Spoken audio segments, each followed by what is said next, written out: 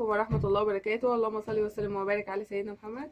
النهارده جايين بفيديو جديد، هنعمل معاكم الكسكسي. في ناس بتقول عليه مبروك، على حسب المسميات يعني.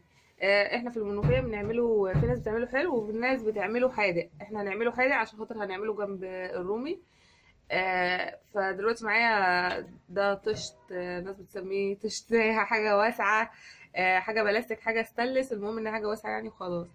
هرش كده، رشينا شويه دقيق. رهم معايا وماما اللي هتساعدنا يعني، ورهم اللي هتعمل. فاحنا حطينا كده شويه دقيق في الاول في الطش، نمسح بيهم الطش.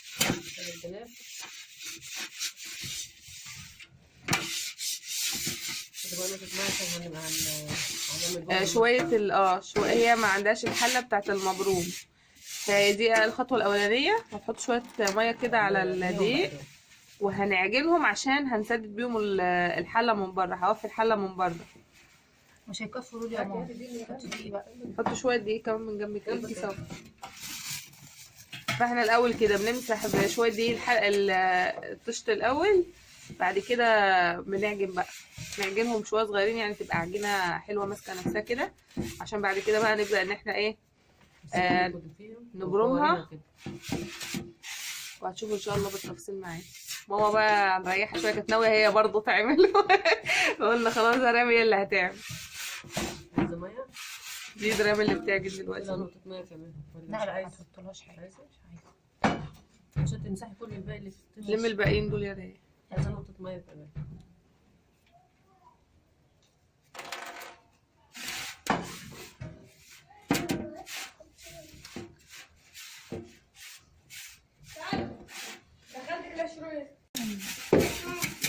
ايد ماما بقى ديت ما بتحبش تقعد ساكته دايما حاطه ايديها في كل حاجه.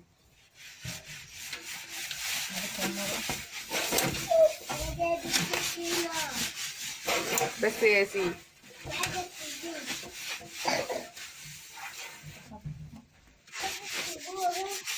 خلاص كده احنا بقى مسحنا ولمينا شويه الدقيق اللي احنا حطيناهم دول بشويه ميه وعجناها عجينه. هاتي ايدك يا رام هنا، عجناها عجينه اهي عشان هنبرمها بقى ديت وهنلفها ونعملها زي حبل كده عشان هنسدد بيها الحله من بره. هنوريك برضو ازاي حله وعليها مصفى، وهنعمل الكسكسي اللي ما عندهاش حله. عندك الحله بتحطي الاتنين على بعض، المصفى على الحله وخلاص بتشتغل على طول. عايزين بقى نقول المقادير.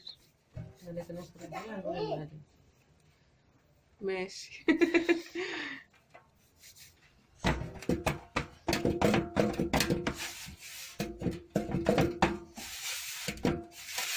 يلا يا ماما، المناخل معاكي خلاص. هاتي ايدك كده يا ريم عشان نوري. لا عشان اظبط ايدي بقى عشان ما تتحركش.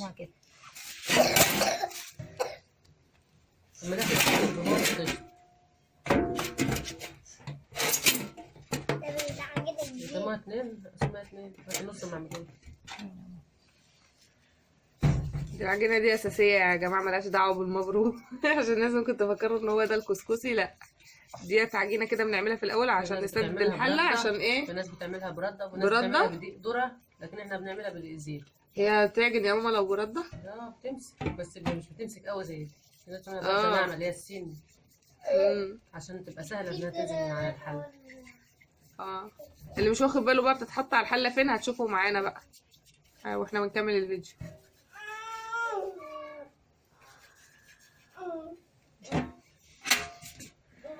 خلاص اهي كده جاهزه معانا، عجناها وعملناها. هي كده كانت في الحله اللي في ايد ريهام اختي واللي في ايد ماما. ماما برضو عامله واحده زي ريهام. كفايه ريهام.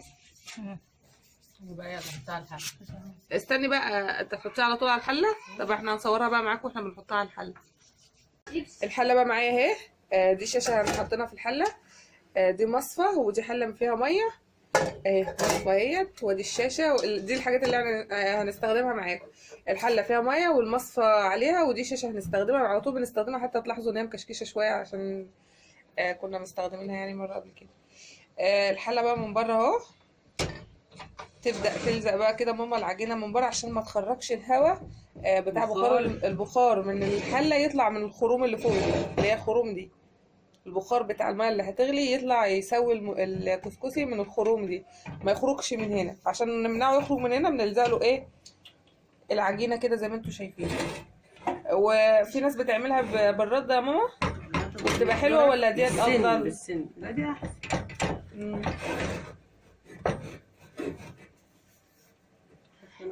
هاتي يا رام كمان حته. هي كفه اهي معانا اهي. هنحطها بقى على النار تغلى يا ماما ان شاء الله، نولع عليها ونسيبها تغلي بقى، عشان ايه هتبصوا تلاقوا العجينه نشفت ومسكت. بنسوي بقى الكسكسي وما بنشيلهاش، بتفضل موجوده طول ما عندنا كسكسي. لما نخلص بقى عشان نسخن فيها يعني بنخليها تغلي ونحط الشال بالكسكسي فيها فيقوم يسخن لو تاني يوم متبقي مننا.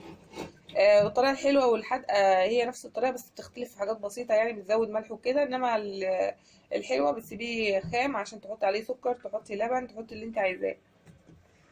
كده خلاص كده. خلاص بقى، خلاص داير داير. كلها كامله. بتلزق العجينه وتتك عليها كده، لزق كده. لزقنا المصفى في الحله كده بقى. خلاص هنبدا بقى مع بعض ندخل الدقيق ونشوف المقادير مع بعض. استنوا معايا. ندخل الدقيق. ده منخل ايه يا ماما؟ ده منخل حرير. ده منخل حرير اهو، هندخل بيه 3 كيلو دي اهو. 3 كيلو دقيق. حطش على طول يا ماما. ده اختي اللي بتنخل وماما بتحط لها الدقيق. هي اصلا عاده ماما بتعمله لوحدها يعني، لاي حد يبقى عادي ممكن، مش ضروري اي يعني كذا ايد واحده تكفي عادي. هو بس بياخد وقت شويه ومجهود شويه بسيط يعني.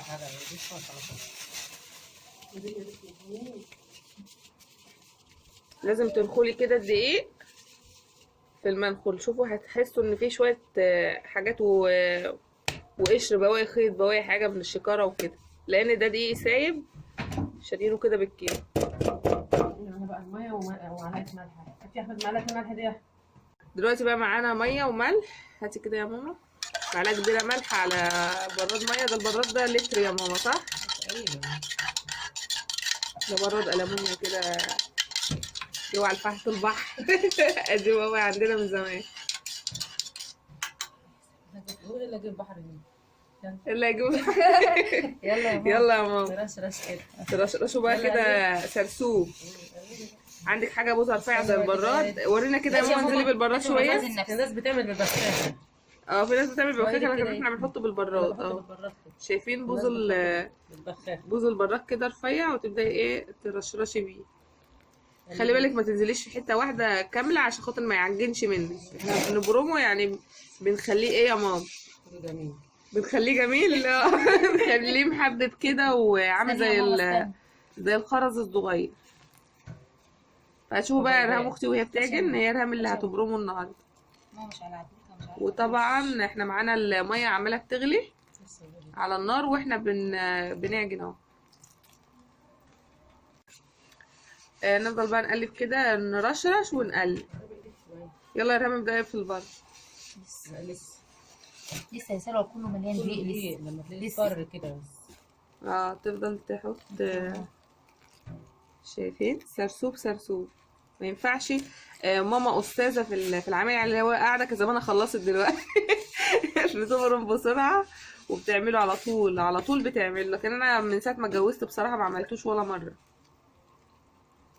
يعني. لما بعوز مبروم او كسكسي باجي عند ماما اقول لها اعملي لنا واخد معايا وانا ماشيه.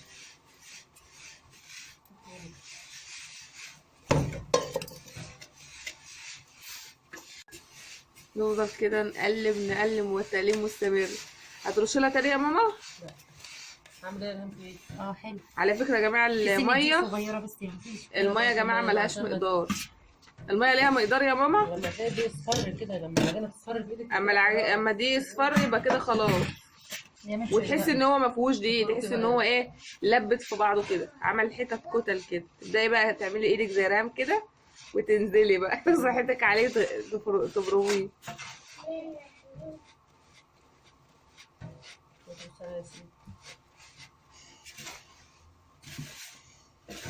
الله ينور يا ريان عليكي يا سلوى.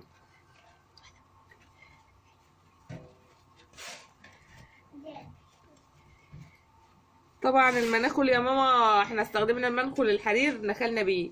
التاني بقى نحتاجه اسمه ايه؟ اللي هو خروم واسع شويه ده اسمه ايه؟ ما انتش عارفه. بيسموه ديارة بقى، ناس بتسميه هو مخصص للكسكسة، بتبقى بيسموها ديارة. اسمها دياره. هي بتبقى خروجها واسعه، هنوريها لكم دلوقتي. المرحله الثانيه بقى بنحتاج فيها المنخل اللي هوريه لكم دلوقتي ده. هو منخل سلك. كنت واسع اه منخل سلك واسع اللي هو ده. هو ده اللي هنكمل بيه للاخر صح؟ هنكمل بقى بالمنخل اللي وريته لكم ده للاخر. وزي ما انتم شايفين بقى ريم تفضل تفرك وتبرمي، يعني هو بيتعب شويه بس هو سهل يعني.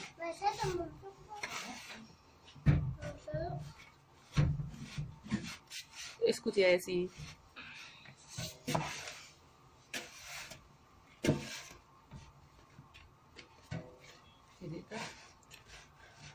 شايفين تحسوا ان هو ايه حبايبات بقى حبيبات كده، وبعدين هي لسه يعني مستمره في الفرق. شوفوا بقى الطريقه كامله معانا.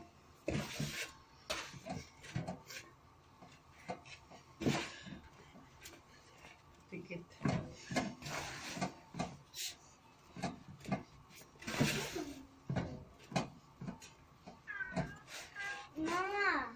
بصي يا حبيبه بنصور.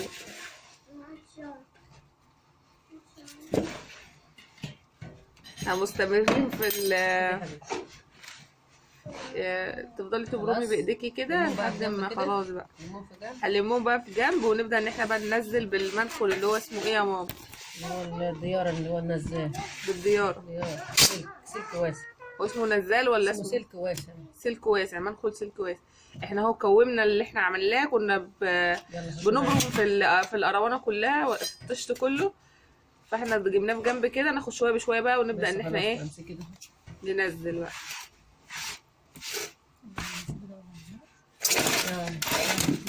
لا مرة واحدة بس. لمينا كله كده في جنب ونوسع لنفسنا. على فكره بنعمله كده من زمان في المنوفيه عشان ما حدش يتكلم ويقول ايه ناس كتيره بيعملوه بره، بيعملوه في الدول الخليجيه بيعملوه، المصريين برضو بيعملوه. عندنا في المنوفيه دي الطريقه. ممكن يكون في المنوفيه ناس تانية بتعمله بطريقه تانية، هي دي طريقتنا احنا بيتنا بيعملوا كده.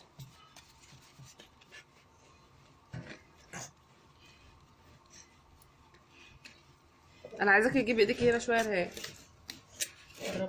زقي لا عشان بس الكاميرا محكماني يا ماما. يلا يا رهان شايفين حطي. شكله عامل ازاي؟ وريهم يا رهان شويه بايديكي كده. هو كده خلاص ولا هتعملوا في حاجه تاني؟ لا كده خلاص. طب يا رهام يلا. ممكن على فكره تطلعوا منه الناعم في منخل ضيق شويه سلك برضو، بس احنا مش هنطلع ناعم، احنا بنحبه كده. شايفين اختي بتعمل ايه في المنخل؟ بتحطه وتفضل تدعك فيه فبيقوم نازل كده. شايفين هو كده جاهز معايا ان انا بقى نسويه هنوريكم بنسويه ازاي. يلا يا رهان. انت هربت مننا. ماما نظفت الرومي بحالها لوحدها. الروميه ذكر الرومي في حاله لوحدها، وكانت هتعمل برضو المبروم بس رام قالت لا يا ماما انا اللي هعمله.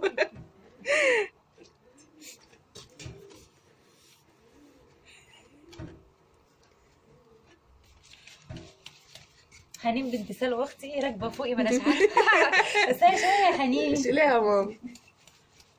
تعالي يا جماعه سيبوها تتعلم. حنين عندها حب استطلاع. حنين دي هتبقى ست بيت شاطره، كل بنعمل حاجه نلاقيها ورانا جايه تبص وجايه تساعد. اسكتي يا حنين.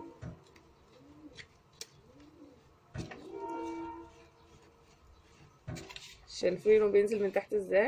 انا بدات شيلها شكلك هتعمل لا يا ماما خليكي تلهينيش بقى يا خدي شويه اللي في الجنب دول يا ريم ولا هسيبهم هنا واعملها شويه فهنجيبهم كده مش مشكله. يعني ايه المشكله؟ احنا كده نرجع نكمل تاني. امسحي من تحت. انا بقى بنصور بقى بالتفصيل عشان خاطر ايه محدش يتكلم. الناس اللي بتقول الفيديو طويل مش عارفين نرضيهم، والناس اللي بتقول لا الفيديو قصير ومش عارفين نفهم حاجه برضو مش عارفين نرضي، ولا عارفين نرضي دول ولا عارفين نرضي دول. انا هعمل اللي عليا وخلاص. انا هصور بالتفصيل، ولو حد شايف الفيديو طويل يقدر يسرع الفيديو. بصي حنين قاعده عامله ازاي. بصي خلاص يا حنين اسكتي.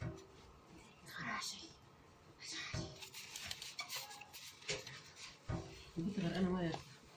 حبيبه حنين غرقت نفسها طول ما احنا قاعدين، عماله تلعب في الميه. اساعدك يا رهام؟ يا ماما ما تحطي بقى الباقي ده، وهركن دول. لا خلاص. ماما مسكت اهي المنخل من الرهام. فانت تعملي في ايه في الشويه دول يا ماما؟ تكمليهم للاخر؟ هوريكي دلوقتي بس اصبري معايا. دول مش راضيين ينزلوا بقى من الملح.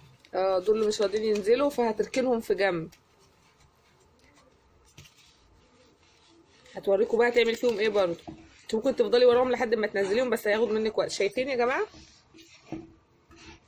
ادي الكسكسي بقى معانا جاهزه، ما خدش مننا وقت ولا اي حاجه.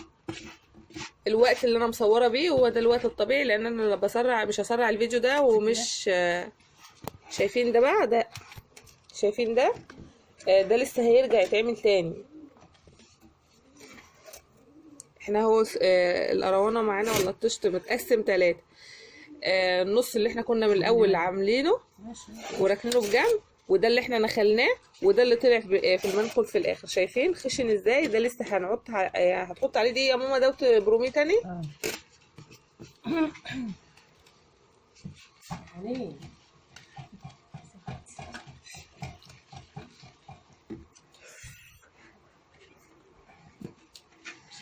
حنين مبهدله الدنيا. شوفوا يا جماعه ده خشن ازاي وده ناعم ازاي. ده جاهز معانا اهو خلاص كده يعني. ده هنحطه على طول على النار بقى، تشوفوه بنحطه ازاي برضه.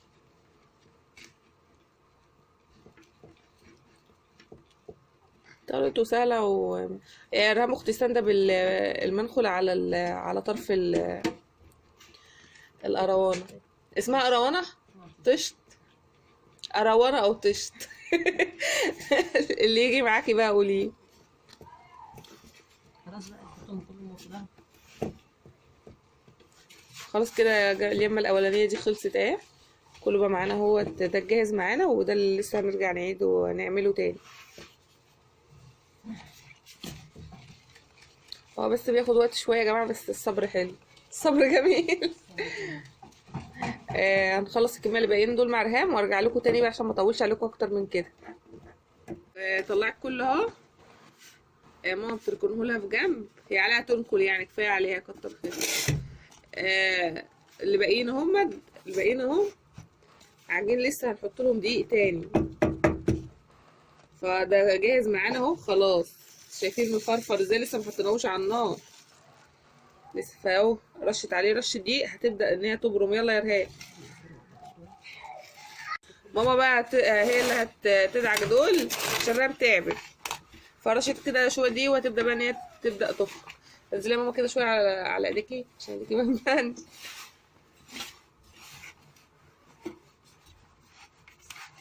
ربنا يخليكي لنا يا ماما، والله من غيرك ما نعرف نعمل حاجه.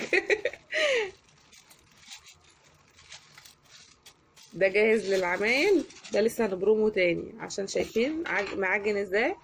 نحط له دقيق ونبدا ان احنا نبرمه، وبعدين نرجع ندخله تاني، وهكذا بقى لحد الاخر. كل اللي يطلع من المنخل نحط له شويه دقيق ونرجع نعيد عليه تاني. شديت من يرهاب.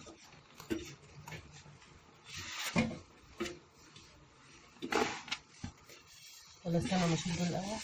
طبعا في ناس بتعمله في الكبه وكده، بس احنا ما بنحبوش في الكبه. يا ماما بتعمله كده من زمان. ما بيبقاش وحش على فكره يا ريم، ده بيبقى حلو. في ناس كتير بيعملوه كده، بس احنا بصراحه احسن حاجه الكسكسي اللي بالملح. احسن حاجه بنعمله كده، هي دي احلى طريقه، وهي دي طريقته بقى من زمان.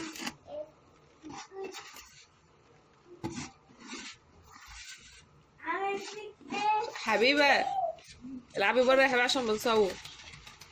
ماما انا عايزه عجينه.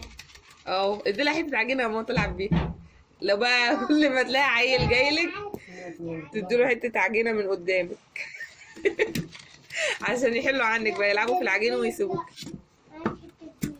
عايز حته كبيره. ياسين عايز حته عجين كمان يا ماما. انا عاوز حته كبيره. ادي الحبيبه حته حلوه يا رايق. انا عاوز حته كبيره.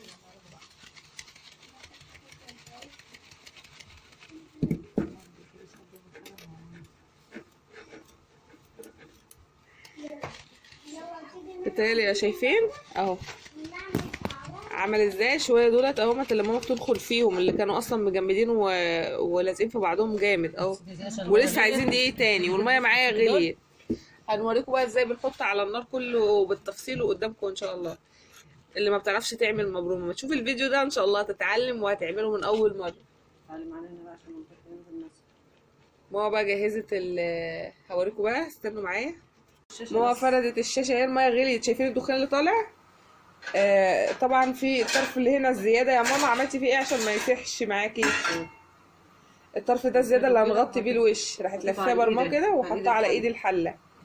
دي طريقه اللي ما عندوش بقى ايه اللي هي الحله اسمها الايه حله البخار. انا عندي حله بخار كبيره عملت فيها ما عملتش فيها بقى. عملت ولا ما عملتش انا مش ما فاكره. عملتيش. المهم هنحط بقى كده بنرشرشه كده في قلب الشاشه. نزلي كمك يا ماما. شايفين بتعملي ايه يا ماما عشان الكسكسي ما يتكتمش منك على النار وبعد كده ما يخشوش؟ نرشرش كده شويه لحد ما يوشوه مصفر وينشف ننزل بتاني عشان ما يعجنش. طيب لو الناس نزل بكميه كبيره مره واحده لا مش بتبقاش مفرفره بقى. بتكتم وتعجن. تكتم وبعدين البخار يطلع من الجناب. وما تستويش لازم نرشرش شويه لما شويه ولما يصفروا والبخار يطلع من وسطهم نحط كمان. نرجع نحط رشه تانية لحد ما يصفروا والبخار يطلع من النص. وشايفين البخار بيطلع من الجناب يطلع من النص. اسكت يا عمر. هنبدا اهو بنرشرش شويه بشويه. خلي بالك عشان ما يتكتمش منك ويعجن منك. لو رشيتي مره واحده حطيتي الكميه بتاعتك مره واحده في قلب الشاشه هيعجن. لازم ترشي شويه بشويه. ترشي شويه بعد كده يصفر يرجع ترشي عليهم شويه تانيين. شايفين بقى الدخان طلع من النص اهو. يلا ما ابدا يحط دور تاني ولونه اصفر شويه اهو. مفرفر ولا عجن ولا حاجه اهو. وجايبينه اللي احنا عاملينه مره واحده مع بعض.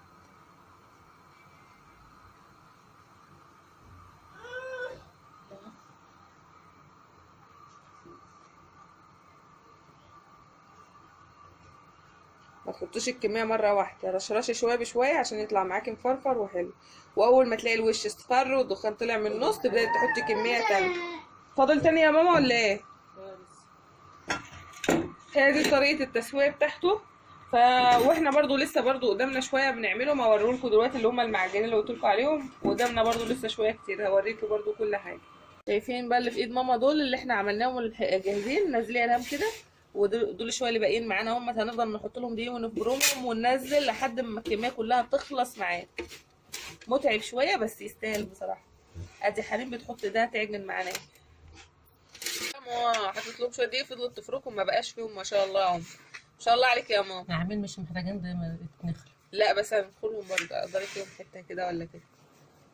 يلا بقى انا قلت اوريكم اخر شويه دول عشان ايه في ناس بترميهم. احنا مش بنرميهم. ماما تفضل تحط لهم دي وتفرك فيهم لحد ما تخليش فيهم عجين. ايد ماما اللي بتعمل ايه يا جماعه.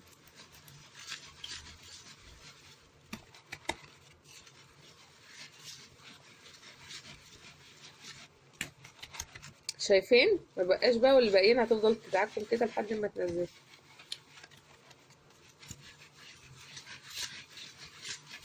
خلاص تسلم ايدك يا ماما. خلاص ما بقاش حاجه خالص. ما بقاش حاجه بس شويه البساط دول خلاص كده. هتنزلهم برضو وراهم ما نسيبش ولا حته صغيره. كله لازم ينزل. والباقي كله معمول اهو تحت. هوريكم دلوقتي بس ماما تشيل خلاص اهو. اخر شويه نزلوا كلهم اهو. وادي كله اهو.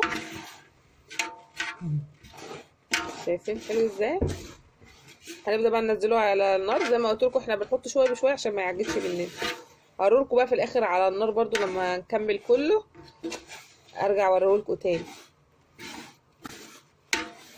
ما تنفعش ولا حاجه. ما كلكعش ولا اي حاجه. على فكره يا جماعه المنايفه اساتذه في المعجنات. عشان في ناس في ناس بتزعل وتدخل تقول لا ده احنا عندنا في الصعيد احنا لا ملوك المعجنات. او الفطير مثلا او حاجه قالوا على الفطير لا ده مش المنوفيه. والله يا جماعه المنوفيه دايما مشهوره بالفطير والكسكسي والشعريه والحاجات اللي هي المعجنات دي. من زمان يعني، والمخروطه والحاجات المخروطه دي. يا سلوى احنا هنعمل مخروطه بقى ونصورها. ان شاء الله نعمل لكم مخروطه في مره. ماما بقى تجيب لنا بط المره جبنا الجايه. مكنه مخروطه جديده، جبنا مكنه مخروطه جديده. جبتها كان بكام؟ عندنا واحده مش فاكره، كانت بقالها يجي 3 شهور او 4 شهور، بحوالي 500 ولا حاجه بسيطه. مكنه تقريباً كده المخروطه يعني. تقريبا ب 500 نضيفه، لان بس في انواع الإيطالي، رخيصه. كان عندي واحده موديل ايطالي كانت اه. ما كانتش حلوه، ما كانتش بتطلع، اه. كانت بتطلع العجينه ملزوقه في بعض. اللي انت جبتيها الجديده ايه نوعها ايه؟ الجديده بقى ايطالي. انما مش القديمه كانت موديل، لا، صيني. كانت صيني بس موديل ايطالي. في اه. ناس بتنغش بتجيب الموديل الايطالي دي بتفتكرها ايطالي بقى كويسه، لا ده بتبقى وحشه. هي صيني موديلها ايطالي، لكن هي مش لا هي ايطالي. مش مكتوب عليها صيني ولا حاجه، هي مكتوب عليها موديل ايطالي بس. لكن انت جايباها الجديده مكتوب عليها ايه؟ ميد ان ايطاليا. يعني مصنوعه في ايطاليا، يعني صنع في ايطاليا. حلوه ديت، بس لا جميله. جميله. هنصور بقى عملتي بيها مره جربتيها؟ لا لسه ما جربتهاش، انا جبت حته عجينه صغيره وعملتها، لقيتها حلوه مطلعاها كويسه. طب ان شاء الله بقى نبقى نصور وتجيبها لنا معاكي يا ريان. هنعمل ان شاء الله. طبعا في المخروطه مش لازم تعمليها بالمكنه، في ناس بتخرطها بالسكين. لا بس بالمكنه بتبقى احلى، بس بتطلع بالمكنه مقاس بتبقى واحد. متساويه مقاس واحد، وحلوه برضو كده، حلوه برضو جميلة. كده حلوه. امشي على قد امكانياتك، يعني ما عندكيش هتعملي خرط السكين عادي. وفي ناس بتخرطها بالمخرطه بتاع الملوخيه، بس احنا المخرطه اصلا احنا مش عندنا مخرطه ملوخيه دلوقتي. المهم ان شاء الله هنصوره معاكم في مره. ادي المخروطه خلصت اهي. مخروطه ايه، الكسكسي خلص اهو. المخروطه ان شاء الله في مره تانية هنعملها لكم. المنايف يا جماعه جامدين جدا في المعجنات. المخروطه بتبقى حلوه قوي، وخصوصا لو بالسكر والسمنه والعسل الاسود لبن وشويه لبن. بتبقى عامله شكل الكنافه البلدي. والعسل الاسود برضو انا مره حطيت عليه عسل اسود كانت حلوه. وعلى فكره الكسكسي بيتعمل كده برضو حلو، وبرضو تحطي له لبن وعسل اللي يعجبك حطيه، يعني ما فيش. سمنه الزبده بقى كل ما احنا لسه بقى احنا بنسوي الاول، بعد كده هنرجع نفضيه. احنا مش هنغسل القروانه او الطش ده، مش هنغسله خالص، يعني هيفضل معانا لحد ما نخلص خالص ويفضل موجود. ده اخر حاجه نغسلها. الزبده والشوربه لسه هنفضيه هنا مرتين، صح يا ماما؟ يعني احنا نسويه مره ونرجع نفضيه هنا ونقلبه بالزبده ونرجع نرده تاني، ويبقى كده خلاص. تابعوا معانا بقى الخطوات كلها بالتفصيل، استنوا معانا. شكل الكسكسي اهو. احنا بعد ما رشينا اخر دور، اما اول لما يصفر كده الوش الاخراني لونه مبيض شويه، اول لما يصفر يبقى هو كده نبدا نغطيه بالشاشه. بس لما البخار يطلع من النص بسوي الوش بتاعه لسه دقيق، عشان لو غطيناه كده ايه اللي هيحصل؟ هيعجل. لازم الاول وشه ينشف، يتبخر كله. ايوه، ويصفر وينشف، عشان لما اجي اغطيه كده بالشاش الشاش ما ما تغطيش على طول. لو غطيت على طول يعرق. ماما نصحى يا بنتي مكلكع كتير. تلاقيه كله مفرط. الله ينور يا ماما، والله زمان. هنغطي بقى لما زي ما ماما قالت، يعني هنبدا بقى نجيب الحته ديت والحته اللي احنا مدخلينها هنا عشان ما تسيحش، اللي هو طرف الشال هنفرده ونغطي بيه. بس لما الوش يستوي ويصفر ويبقى يطلع بخار كتير، هنسيبه قد ايه لما نيجي نغطيه؟ بعد ما نغطيه نسيبه ربع ساعه. ده احنا هنجيلك بقى كمان نص ساعه كده نكون خلصنا. هنرجع تاني نشوفه بقى مع بعض. قلنا عليها سيبناها حوالي ربع ساعه ولا نص ربع ساعه. نكشف بقى عليها واوريها لكم اهي. هو كده استوى.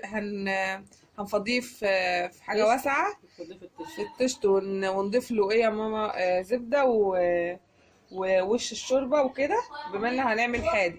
لكن لو هنعمله حلو هنضيف له ايه؟ زبده بس، قشطه ولبن بس. نبسه بقشطه ولبن. ده هنبسه بشوربه عشان هناكله جنب زبده. هناكله حادق مش هناكله حلو. وكمان هناخد وش الايه؟ الشوربه اللي معانا، اللي هي شوربه الرومي او البط. يا سلام بقى لو هتعملي بشوربه بط، بتاخدي الوش الدهن وتروحي جايه حاطاه عليه، بيخليه حلو قوي، يعني بيخليه كمان طعمه حلو. لكن لو انت عايزه تعمليه حلو زي ما قلت لك زبده. هو استوى اهو، هنفضيه بقى ونكمل المراحل مع بعض، استنوا معايا. احنا كنا بنعمل فيها اهو، وادي الشال جه ده حلو من على النار. الشاشه الشاشه اللي احنا بنحط فيها هو شال ابيض على فكره. ده شال ابيض يا ماما كان عندك؟ شايفين الشال اللي هو طلع فاضي ازاي، والشويه اللي لازقين فيه هنعملهم كده نكحتهم وخلاص. هو سخنات يا ماما المقصوصه اللي في ايدك دي. هنحط له بقى زبده بقى. ال3 كيلو دول هياخد لهم حوالي نص كيلو زبده وسمنه او زبده، بس دي زبده فلاحي هنحطها. نحط برضو معلقتين سمنه عاديه، وهنحط كمان شويه زيت. بشرينها. هي هتسيح اصلا، فمش محتاجه ان انا اسيحها لانها ايه، هتسيح. هنحط برضو سمنه نباتي ونحط سمنه عاديه. المهم ان في الاخر حوالي نص كيلو، هنحط حوالي نص كيلو سمنه او يعني دهون يعني على الكسكسي. حبيبه اطلعي يا حبيبه العبي بره، العيال مجننينا بقى، ده يوم عائلي فمعلش بقى الاصوات اللي بتطلع في الفيديو. بس يا كريم فاحنا كده شايفين الزبده اهي ساحت كلها في قلب الكسكسي، واهو مش محتاج اي حاجه ومفرفر وزي الفل. على 3 كيلو حوالي نص كيلو زبده، نص كيلو زبده ودهنه وكده. في اضافات تانية، طبعا في اضافات تانية غير الزبده والسمنه. هنضيف معاكم بقى كل حاجه بالتفصيل دلوقتي. احنا هنعمله حادق مش هيبقى حلو زي ما قلت لكم. الحلو زبده ولبن. الحادق هتحطي له زبده وممكن تحطي قشطه برضو. هتحطي له هنحط وش الشوربه اللي هي الدهون اللي على وش الشوربه. ممكن برضو تزودي شويه لبن، بس ده احنا هنعمله حادق. هنحط كمان مكعبين مرق. فضينا كده المكعبين دول، مكعبين مرق يعني مكعبين على 3 كيلو مش هيعملوا لنا حاجه يعني. انت هتحطي كام مكعب؟ انت حطيتي 2؟ هتحطي 4 ولا كام؟ حط 4. في ده كمان 2. نزلي ديك يا ماما، في ده كمان 2 اهو. نحط بقى ونقلب كده. هنزود ملح طبعا يا ماما، صح؟ بس هو لسه عايز زبده وسمنه يا ماما، صح؟ بنفضل نحط له لحد قد ايه كده؟ الشعر كله وتلاقي كله السمنه باينه فيه. لازم السمنه تبان فيه، ما هو عباره عن دي وسمنه. لازم يصفر، لازم يصفر من كتر الدهون اللي فيه، يا كده مش هيبقى ليه طعم. يعني احنا بنقول لك نص كيلو، بس لو هو احتاج منك تاني ممكن تحطي له، لان دي بيختلف من نوع لنوع ومن عند حد لحد. شايفين حتى ديت اهي، بس هتتسلق بس منه سخن بس كده، مش هنعرف مش عارفين نلمسه. ماما هتحط كده شويه زيت وهتزود سمنه، زبده وزيت، زبده وسمنه اللي عندك تحطيها ومش هيقولك لا. هي حطت كميه يعني شويه كتار. هي يعني قالت لي حوالي نص كيلو، بس انا متهيالي اكتر يا ماما من نص كيلو، صح؟ هو دي اصلا 3 كيلو. مش الكميه دي اصلا كميه كبيره. دي الكميه دي كبيره يعني. انا هاخد منها ورام اختي هتاخد منها وهنتغدى كلنا منها، فاكيد مش هيبقى منها حاجه يا ماما. انت مفكره ايه؟ بس ليه يا ماما هاخد يا ستي خدي اللي انت عايزاه. يا ماما على طول بتعمل الكسكسي بتديني انا واختي، بتعمل حسابنا يعني. بتعمل 3 كيلو بتعمل حساب. ده كميه 3 كيلو دول كميه كبيره يعني، مش شويه. انا باخد منها شويه بيقعدوا عندي اسبوع. والله. شايفين هو هتحسوا ان هو لونه اصفر. كفايه كده يا ماما، هو لازم كده كميه دهون كتير كده. زبده بقى، هي حطت حوالي زر زبده، بس الزر الزبده ده كان جاي له قد ايه يا ماما؟ بتاع نص الا شويه صغيرين. ماشي، عشان هي كده هي كملت زيت. هي مش هتحط سمنه تاني، لان هي بتحب تحط عليه زيت. عايزه تحطي سمنه وزبده، سمنه وزيت، زبده بس، زيت بس، اللي عندك حطيه مش مشكله يعني. يفرفر ازاي؟ شايفين اصفر ازاي؟ لازم يصفر كده يا جماعه. شايفين بيرصوا الايد زبده ازاي؟ انا عايزه ادوق يا ماما. عايز شو؟ عايز ملح. ولا احط مكعبين كمان اللي يعجبك. عايز البهارات بقى. ايدينا نضيفه يا جماعه. الجماعه اللي بيقرفوا بقى. بهارات. هتحط كده معلقتين كبار وكل البهارات فيه. دور وكل حاجه فيه. الله عليها، ريحتها جامده جدا على فكره. بنحط بهارات طبعا. اللي حلو مش هنحط له بهارات. حلو بنحط قشطه ولبن. قشطه ولبن بس يعني هيبقى عليه بس هنحط عسل. ممكن تحط بدل القشطه سمنه، صح؟ سمنه وقشطه او زبده مثلا. سمنه وقشطه. خلاص. شايفين مفرفر ازاي ولا في اي حاجه؟ صفر وصفر. لازم يصفر كده ويعوز ايديك دهون كده. هو كده خلاص. ده بصوا الله عليه. ده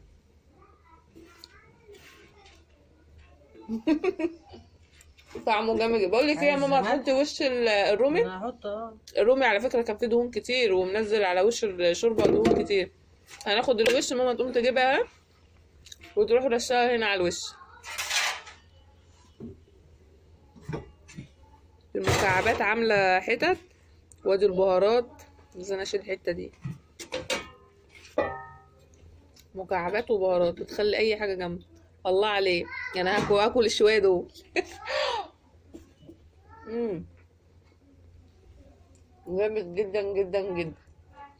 ماما بتجيب وش حاسب يا احمد. مش عارفه اجيب وشها بحاله، بس هجيب منها كده. فهي بتجيب وش الشوربه كله بالدهون اللي فيه. حتى لو جه فيه شويه شوربه عادي عادي يا ماما. لو حطينا شوربه، لا ما لازم شوربه، ما هتبقى وشها ازاي لوحدها. لازم شوربه. بتحط قد ايه شوربه برضه على التلاجة؟ هوريك اهو. طبعا.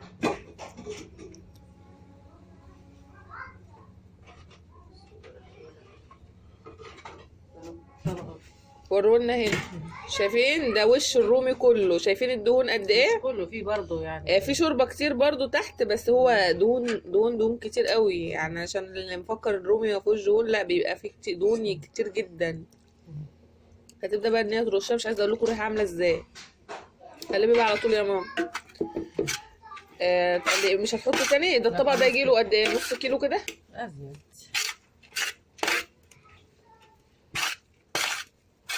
ما هي ترجع ترد تاني على النار عشان تشرب الشوربه اللي احنا حطيناها دي، صح؟ عشان يتشرب. تحطوا تاني، هترجعوا تاني على النار مره واحده بقى ولا شويه بشويه؟ كله بقى مره واحده. هتحطوا كله مره واحده بقى المره دي في الشال، في الشاشه قصدي. هتحط الشاشه في قلب المصفى وترجع تحط الكميه دي مره واحده. مش هنرش زي ما عملنا قبل كده لان هو اصلا مستوي. عشان يتشرب الزبده ووش الشوربه اللي احنا حطيناها وشويه الشوربه اللي احنا حطيناهم. ياخد حوالي قد ايه يا ماما؟ ربع ساعه. هياخد ربع ساعه بقى على النار. شايفين؟ هو كده خلاص جامد جدا. عارفين شويه الشوربه دول بينفشوه شويه يا ماما، صح؟ شوفوا تحس ان هو طارق كده وحلو. بس كده. عايز ملح كده يا اما مش عايز ادوق لك؟ دوق. لا مش عايز حاجه. ده بالطريقه دي. ده جامد جدا. قبل ما ترد وانا مت من جوه. بس كده. حطه في الشاشه تاني بقى ربع ساعه كمان وخلاص. هرجعه بقى في الشاشه تاني مره واحده برضو ونسيبه ربع ساعه. وبعد كده نغرف الاكل بقى ونشوف الشكل النهائي مع بعض. هنقدمه طبعا مع الديك الرومي. هتشوفوا الديك الرومي يمكن انزله قبل الكسكسي، ولو انا نزلته قبل الكسكسي هتلاقوه في صندوق الوصف. هنرده بقى على النار ونرجع لكم تاني. الكسكسي اهوت فاضل له حوالي 5 دقايق ونرفعه من على النار. خلاص دي بقى كانت اخر مرحله وهنبدا نقدمه مع الديك الرومي معاكم. كسكسي وسويناه وخلصناه وحطينا بقى كده غرفنا في اطباق. وادي اطباق الشوربه اهيت. كان الديك الرومي البطل معانا النهارده سويناه في حلقه لوحده. هتشوفوا الطريقه بالتفصيل. بكده بقى نكون خلصنا الفيديو. ما تنسوش اللايك والشير والسبسكرايب وتعملوا لايك للفيديو. اهم حاجه اللايك. يلا سلام عليكم.